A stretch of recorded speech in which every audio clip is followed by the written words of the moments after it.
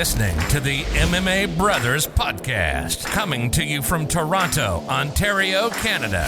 Your source for UFC news, previews, and post-fight coverage. Hosted by your favorite duo, Daryl and Asher. Let's get it started. What's up, guys? Welcome back to another MMA Brothers Podcast. My name is Asher, and today we have a guest with us. He's been on the podcast before. His name is Ness. Ness, how you doing, brother? Good, man. Good. How are you? Good. Today we're going to be talking about the return of the Notorious, the return of Conor McGregor. He's back. He's going to be fighting Dustin Poirier on UFC 257 on July 23rd against Dustin Poirier. So, Ness, what do you think about the return of the Mac Man? I'm excited, man. I don't want to get too excited because there's still a lot of ways to go and like things can happen and like knock on wood, all of that. But if it pans out, I'm super excited, especially when there's not a lot of sports going on now because of COVID, quarantine.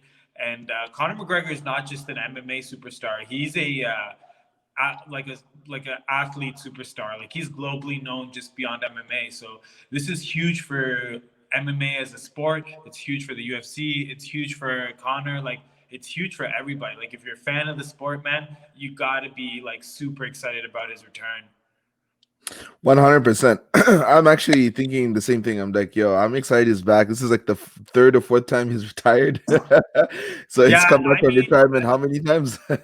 As a fan, that I'll be honest, that does get a little annoying where he keeps retiring for, like, we know it's for negotiations now. Like, that's why it's so much more difficult for a lot of people to believe Khabib's retirement, because they think it's just another negotiation. But with Khabib, I think that's a different story. He's a different type of like person when it comes to that. He's never had those kinds of issues with the UFC in terms of negotiation or salary. But people also forget that prior to Conor, Khabib was kind of just like another regular UFC athlete. He wasn't this global superstar. It was really that feud with Conor that launched Khabib to where he is today.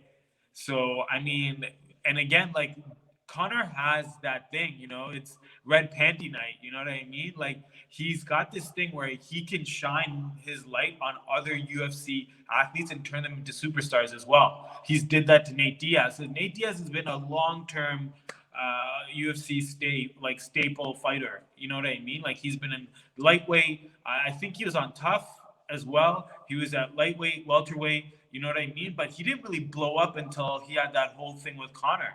And Conor still to this day tweets about it as well. Because Conor does one of these things where he understands the business. He's a student of the game, like the business side of it. And he knows how to play that. You know what I mean? So 100%. Sorry, go ahead. I'm just super, I clearly can't shut up about it, but I'm super excited for his return, man. No, you're right. You brought up a good point about the McGregor effect, right? The red panty night. So, like you said, Nate Diaz, he was obviously hardcore MMA fans knew who he was. He was brother of Nick, and he was an entertaining fighter, but he never made that big money. I think he was like making like 60K, maybe 60 and 60 a fight or something like that. Like, he wasn't on crazy money, but then he became a millionaire once he fought Conor McGregor, right? So the casual fans that Conor brought to the game, they didn't know who Nate was, and then when he fought him, he became a huge superstar. Same thing with Khabib, like you said. Obviously, hardcore MMA fans knew who he was. It was this guy that was just obliterating everyone. He just take you down, and like the way he beat up Michael Johnson, the way he beat up Dos Anjos, like all these other people that he had faced before. If you were a UFC fan, you knew who Khabib was, right? And then, like you said, like it was the biggest MMA fight of all time, Conor McGregor versus Khabib, and then everybody was put on the map. And now Khabib is like top three, I would say. Yeah, top three names in the UFC. A lot of people know who he is now. So, in terms of the return of Conor McGregor, obviously he's fighting Dustin Poirier, and this is the second time he's fighting Dustin Poirier, because I think they fought in 2014 or 15. They fought at featherweight. Yeah, they fought at featherweight. So this was like 6 years ago that they last fought. So, obviously, Conor finished him with that left hand in the first round, like within 2 minutes of the first round. So that was like when Conor was just this up and coming, just hot streaking prospect, man. That was a good fight. Like as a fight fan as well. Like, I know like Conor from a business standpoint also gets me excited.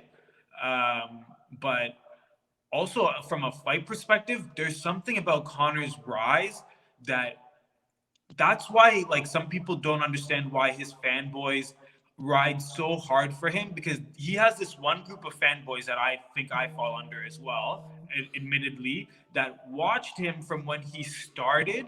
So to see him just go through people, slaughter people one after another, it didn't matter who, it didn't matter when, anybody. Like infamously, there's that one fight where I think somebody where it was where I think Aldo got sick or somebody got sick, and then Chad Mendes stepped in last minute.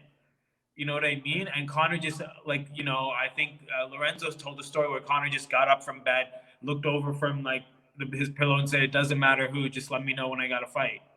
Like that kind of attitude combined with his performances, like that's why Connor fanboys like me, or at least personally, I am a fan of that of a fighter because he's very skilled as a fighter too.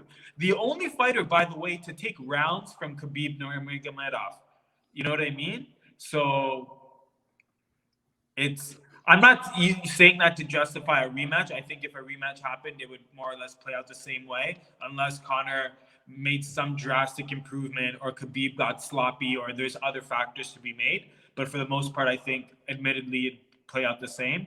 But Connor is a lot more skilled than people take him for it to be as well. And I think that's because he also now borders too much on antics. Like, he's had some extracurricular, shall we say, activity outside of the octagon. He's what was the other thing that he? He's more distracted these days. He's got more money, right? Yeah, he's on his way to becoming a billionaire, man. Like he's trying to build Proper 12. Yeah, like he's trying to make money and do different things other ways too, right? So people and his constant retirement. That's the first thing that we talked about, right? So that on top of all these other antics, people are not going to take him as seriously. So people dismiss the high caliber fighter that he is. And people are also now sleeping on Dustin Poirier. Like Dustin Poirier's been since 2014, he's been continuously putting in work and getting better and better and better and better. You know what I mean? We saw how he did against Justin Gaethje. We saw how he did against Khabib. Even though that one didn't go his way, he still put up a heck of a fight. You know what I mean? So it'll be very interesting to see that rematch, man. I think it'll be two completely different fighters. They're also fighting at 155, which is 10 pounds heavier than what they formerly contested at. So it'll be interesting, man. It's hard to say. I think the fan in me wants Connor to win because I think it like adds a lot more.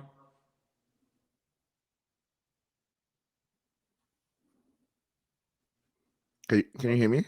Yeah. Hey, sorry. Yeah, sorry. You're saying the fan in you wants Connor to win, but The fan in me wants Connor to win because I think it does a lot more for the division. It does a lot more for the sport, but it's also tough to want to see Dustin Poirier lose, man. He's a good guy. I think they're also doing something for charity with this fight. I think they're both donating through Dustin Poirier's. Like he does something really cool, man. If I had money, I would totally bid on it. But he auctions off his fight kit, and he takes all that money and he donates it to like the local charity in his community, which is fantastic, man. I think like if you're gonna help anybody, you guys start locally, and he's a good example. He's a good person.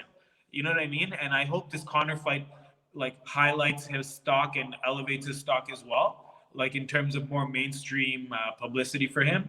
But for the sport, I think this is what I would love to see. I would love to see because Tony's fighting Charles Oliveira next, right? I would love to see a little bit of a tournament, unofficial tournament, where it would be the winner of Conor versus Dustin Poirier against the winner of Michael Chandler and Justin Gaethje for the belt. And then that first title defense is the winner of Ferguson and Charles Oliveira. I think that's how it should ultimately play out. It might mean that Tony or Charles Oliveira, whoever wins, has to sit out a little bit longer because these guys are going to fight in January, and or it'll have to be the winner of Tony and Oliveira against the, pick which one, Connor and Poirier or Chandler and Gaethje. Although I don't think Michael Chandler and Justin Gaethje has been announced or anything, but who else is out there? And they both want that fight, right? So Yeah, after Justin Gaethje had lost to Khabib, he said that he'd be down for a quick turnaround. He didn't suffer any injuries. He said he just got choked out, and getting choked out isn't as bad as getting knocked out, so he can come back anytime soon. I mean, at the yeah, end of the day, you're both doing. I mean, yes, technically it's not as bad as getting knocked out, but it's still not good for your brain, you know. So, yeah, yeah. I um, mean, I hope he's taking it easy. Like, and he comes from a smart camp. Like Trevor Whitman, his head coach, is no joke. You know what I mean? Like, he's one of the guys that openly talks about throwing in the towel. Like, he talks about fighter IQ. Like, he even has his own brand of like fight gear and equipment. Because he just decided that what was out there wasn't good enough. So I hope he's got like I like Justin Gaethje as a fighter. He's good, man. Like, but he needs to be reined back sometimes. He's a little bit of an animal for his own well-being, you know. So mhm. I hope his coaches are looking out for him. I'm sure they are. Yeah, 100%. But like going back to what you had said originally, like Conor McGregor was a totally different fighter at 145 when he fought Poirier as he is now, right? He Yeah, didn't have like all the stuff going on outside the UFC like he does now. He was motivated. That's what everybody calls him. Motivated McGregor was like one of the goats, right? Like he had yeah. gone 7-0, I think 7-0 at featherweight. The way he was dusting everyone, he even beat Max Holloway. I know Max Holloway at the A time young wasn't the Max champ. Holloway. But Yeah, like he did beat Max Holloway too with a yeah. torn ACL. McGregor had a torn ACL on that fight. So but yeah, McGregor was a different beast back then. And like, you know, when he fought Khabib, he had kind of like, you know, come off the Mayweather fight. He had $100 million in the bank. Like his attitude and like just everything about him just seemed like he didn't like, he didn't care. Like he was just like dismissing Khabib as an opponent and being like, this guy's got no chance, blah, blah, blah, and stuff. I And don't think he was dismissing Khabib as an opponent necessarily. I think it's a little bit more than that. I think Connor understood very well how much of a threat Khabib was. I think what Connor thought was he could play mind games and get in Khabib's head and played those antics. And I think he played it up a little too much where he himself bought into those antics. He mhm. got caught up in his own like nonsense. You know what I mean? Where Khabib just laser focus. You know what I mean? And that's really ultimately what happened. You know what I mean? Just one guy's laser focus against the guy who's just, I hate to say it, but if I'm not going to say it, somebody in the comments or in the memes are going to say it. Connor was caught saying it's only business. It's only business. You know what I mean? Like, Yep.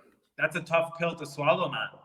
Like, you know what I Yep. mean? Like, stuff like that hurts Connor's credibility as well because as much as as badass as it is to take anyone anytime, it's also a little off-putting when it's It kind of sounds like you've not accepted defeat, but like when you're in there and you're getting your ass kicked and you're like, man, it's only business. It's kind of like begging for mercy a little bit. You know a what I little mean? bit, a little bit.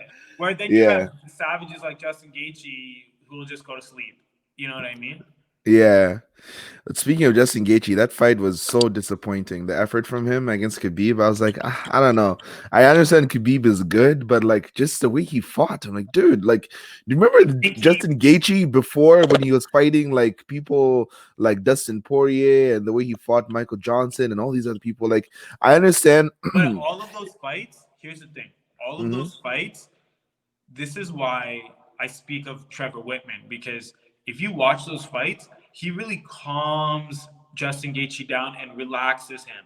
And that's when Justin becomes a more thinking, methodical fighter and he's able to execute these beautiful game plans.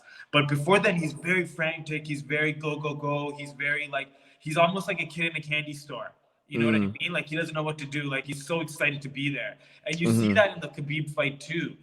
Unfortunately, Khabib was just on a mission to just finish. You know what I mean? So Justin, I don't think got enough time to kind of get comfortable and get his game plan executed. I think Khabib just too experienced, too out like just outclassed them and just went after him. You know what I mean? Like good effort by Gaethje, but he just got handled that night. You know. Yeah. So Full credit to Khabib for that win. You know what I mean? Like it was a monster performance. Monster performance. monster performance. I was like in shock when I was watching the fight. I'm like, I can't believe how easy that was. Like he literally, the first 2 minutes, obviously they're feeling each other out, but then all of a sudden Khabib was like, you know what? I'm just gonna put the pressure on this guy and he's gonna break. And then I was like, holy, Justin Gaethje, I've never seen him It move was around so much, you know? it was just like Khabib was just like, okay, this is long enough. Like it's, you know what I mean? Yeah, Back time to to go. yeah, yeah, Yeah, it was insane. But yeah, so that's Khabib's side. And then Dana White obviously has come out and he said that this fight is not gonna be for the belt. So he's assuming that Khabib will fight one more time, even though Khabib recently came out and said, like, hey, I didn't say I was fighting one more time. I said I'm done. But yeah. Dana continues to say, like, no, he's not done. Like he has one more fight left. So which side of the fence are you on? I think Khabib is done, man. I honestly think he's done. Um, he's the type of guy I don't think that's ever been motivated by money, because I think, to be honest with you, he comes from a, not, I wouldn't say wealthy family, but he comes from a privileged family. Like people forget that his father was sort of like the head of that academy for that region. You know what I mean? Mm-hmm. So I must imagine there must be some type of, not even maybe wealth, but he comes, like he has something there for him. Mm-hmm. So he wasn't the same type of hunger that you have from like fighters on the come up, like Conor. Like Conor, like failed the plumbing apprenticeship or quit a plumbing apprenticeship, lived with his parents. Like so, he was literally fighting for money. Khabib Mm-hmm. wasn't fighting for money ever. Khabib was fighting for literally the challenge and the test of fighting. You know what I mean? For the sport of it, for the mental test and the physical test for him, for his own personal reasons. And I think in his mind he's achieved those goals that he set out for himself. And 30-0 would be nice, but I think he did make a commitment to his mother, and he seems like the kind of guy that would hold on to his commitments. You know what I mean? It'd be a different story if his mom was a bit more in the public eye, and then she came out and said, "You know what? Like, give it to the fans, son." Like that'd be cool, but I don't think we'll see that. You know what I mean? Like, I don't even know what his mother looks like. Not a picture of her. Yeah, he's very, very low key about like his family. He doesn't post anything. Like the only reason why you knew what his dad looked like was because he was his trainer. Bro, And then you saw his I didn't know he had kids until one press conference where somebody said something about kids, and then he just like calmly, Khabib was like, "What about kids?" He's like, "I have kids," and then they were like, "What? Like, what do you mean you have kids?" He's like, "Yeah, I'm married and I have kids. Like, I just yeah, like what? Like." I know. But He's then super low key. yeah, I guess maybe that's part of their custom or culture. But then you have fighters like Max Holloway, who's like Mini Blast is like that's his brand. Like that's a part of his brand now. You know, we love Yeah, him. yeah, You know, yeah, yeah. but yeah, Shout out to Max Holloway repping Toronto all the time too. exactly, man. I'm a huge Max Holloway fan. Yeah. So, but yeah, what I was gonna say though is in terms of the Dustin Poirier side, obviously he was on a winning streak until he fought Khabib. I think he had won like 5 or 6 straight, and then after losing to Khabib, he lost to he beat Dan Hooker after losing to Khabib. So he is coming off a win. Conor McGregor is coming off a win against against Cowboy Cerrone, Yeah, which are they're not the same fighters. Dan Hooker is a guy that is also on the cusp of fighting for a title. Dustin Poirier beat him. So this yeah, is not no easy fight for Conor McGregor, but Dustin Poirier has said that the hardest hitter that he's ever fought was Conor McGregor. So he knows that the amount of power that guy has in his yeah. left hand. So I honestly think this one could be like a 5 round war. I don't think Poirier is gonna let himself get caught by Conor McGregor's left hand. I can see Poirier just moving so much in the fight, trying to land leg kicks and then just try to like pick his shots on like when to strike because he knows that Conor McGregor doesn't have a gas tank like that. You know what I mean? Like he knows that Conor McGregor doesn't last very long. So if he can get past the first or second round, then he knows, okay, now I can kind of put the pressure on this dude and see what he can do. But then again, you are in the octagon, and Conor will try to close that gap, right? You will try to put Yeah. the pressure on you so you can land that left hand. So if I was in Poirier's camp, I'll try to maybe wrestle in the first 2 rounds, and then in the last three, try and put the pressure on McGregor. Say, okay, now you're into these later rounds. I'm like 90% sure Dustin Poirier has better cardio than Conor. So if the fight goes long, then I'm picking Poirier to win this fight. Yeah, I think if it goes 5 rounds, it'll be harder for Connor to pull it off. Dustin Poirier also comes from a good team at American Top Team. Like I think Mike Brown is their head coach still. He's the one that game planned for Jorge Masvidal against that Ben Askren KO. Like so that camp, like they've got a smart team out there. So they're probably game planning for Conor from before. So I wouldn't be surprised if Dustin comes in with a smart game plan. But something I'm interested about in this is a lot of people forget that Conor had a very diverse kicking game, like a lot of kicks. And even I think recently he posted a picture or two of him kicking. And I think we might see more of that because I don't think Dustin Poirier is necessarily going to threaten a lot with takedowns. I think he's going to be doing a lot more in and out with his boxing. I think you'll want to stand with Conor a little. Like Dustin Poirier has come a long way with his stand-up that he might want to test himself or have something to prove against Conor in this, And both of them have a good kicking game.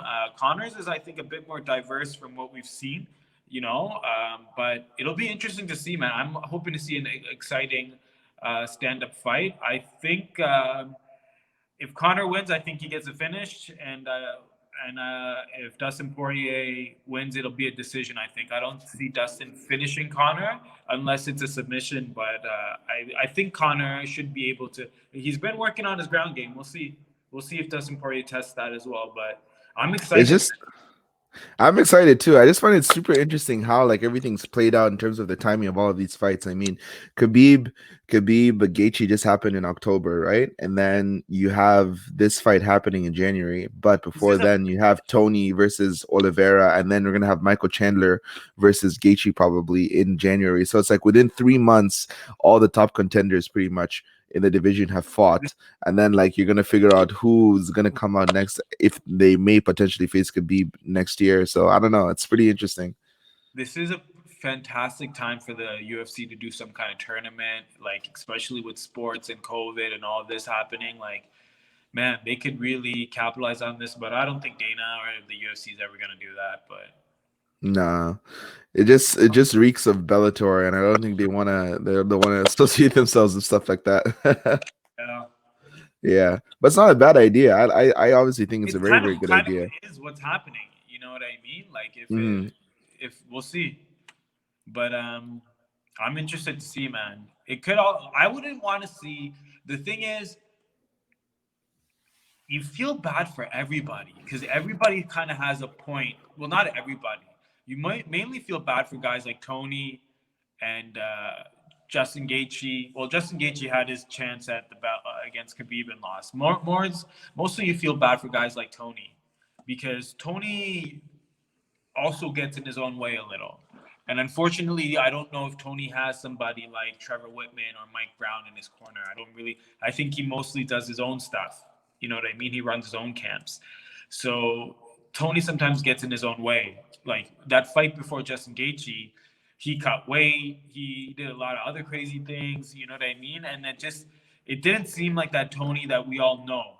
You know what I mean? So I'm interested to see how he does against Charles Oliveira, who a lot of people say is very much like Tony as well. Like very diverse stand-up, spinning attacks, elbows, knees, very diverse Muay Thai, really strong grappling, really strong jiu-jitsu game. So it's kind of like Tony's taking this fight to like prove that he's still the Tony that we all know that he is, or like verify that, Tony's time is now gone. Like maybe it's just that beating from brutal, man. That beating from Dustin That beating from Gaethje was brutal. And like, yeah, Charles Oliveira, this guy's on fire too. Has he now won like his last 6 or 7 fights as well? Like he's on a roll. So this is not an easy fight for Tony Ferguson. And like you said, like he has all the tools, right? Like he can strike, and his jiu-jitsu is nasty. If there's ever a guy that like can catch Tony Ferguson in submission, it's Charles Oliveira or Khabib, obviously. Because Oliveira, he just loves that guillotine. You make one wrong move, then your neck is toast, right? Yeah. So this is going to be a sick fight. I think Charles Oliveira used to fight at 145, and since he's been down to 145, 155, he's been killing it. So, like you said, this is going to be a make or break fight for Tony, because if he loses this one, that's 2 in a row, and then it's like, dude, your chances of ever fighting Khabib or fighting for the title is now long gone. Because even if you win your next fight after this, people are gonna be like, dude, you lost 2 out of your last 3. You know what I mean? It's gonna take a long, and Tony's not young. I think Tony's like what, at least 37 or something. Like he's Yeah. up there in age. He's much older than Khabib. So The thing is, people with MMA, it's very difficult, and I might have to run after this. Yeah, no worries. Yeah. Done, but it's not even just that the fighters are in their prime. The timing of fights is so that it's not that they're playing basketball every other day or every weekend. They can only fight once every 2-3 months.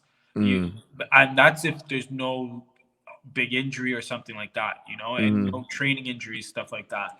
So if you lose one, you kind of get slaughtered, especially in a division that's so talent and profile heavy, like lightweight.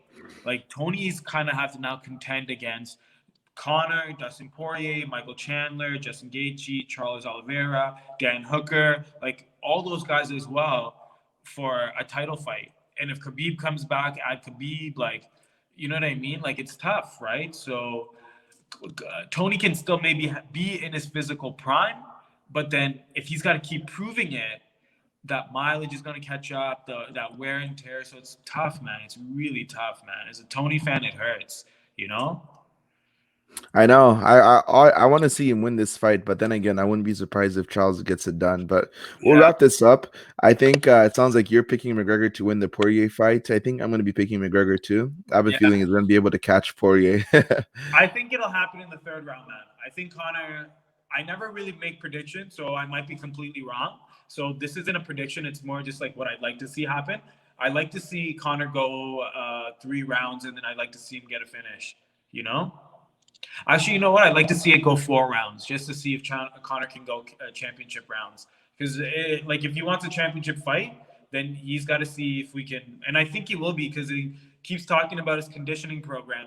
You know what I mean? And I don't think he needs to sell conditioning programs to make money. So unless he's just showing that he's working hard, I don't know what he's doing, man. Let's see, right? I just find it funny that somebody that advertises his conditioning program so much is like one of the shittier conditions for a UFC championship fighter. It's like, dude, I don't know if like your selling point is you being like the most, stamina heavy fighter, or endurance heavy fighter. But hey, I'm sure there's some people that are purchasing this McGregor Fast program. It's like fast, like finish the fight fast, not go the distance. Yeah, I mean, hey, that's why they used to call George St. Pierre George Rush St. Pierre. That was his first name. Like, that's still technically his nickname, because he used to go in there and just finish guys as fast as he could. But But anyways, man, it was nice talking to you. We'll wrap this up, guys. Yeah. Please follow us on. Fun fact with the GOAT. Sorry, one more time. I said we'll leave on that fun fact about the GOAT. Exactly about the GOAT GSP. So yeah, please follow us on Instagram at MMA Brothers Pod. You can also follow Ness at Hungry Ness. Is that correct? Yes, sir. Yeah, Hungry Ness. So you can check him out, and we're obviously gonna have him back on the podcast at some point whenever he's free. He can let us know. We should do a preview before the fight, man. I'd be down. Yeah, for UFC 257. Yeah, for sure. You can hop on, no problem. All right, guys, thank you for listening. Please like, comment, subscribe, and we'll see you in the next one. Peace. Thanks, buddy. Thanks for listening to the MMA Brothers Podcast. We hope you enjoyed this episode, and if you did, please give us a follow on our socials. You can check out a description of this episode for more, but don't forget to connect with us on Instagram at MMA Brothers Pod. We'll see you on the next episode.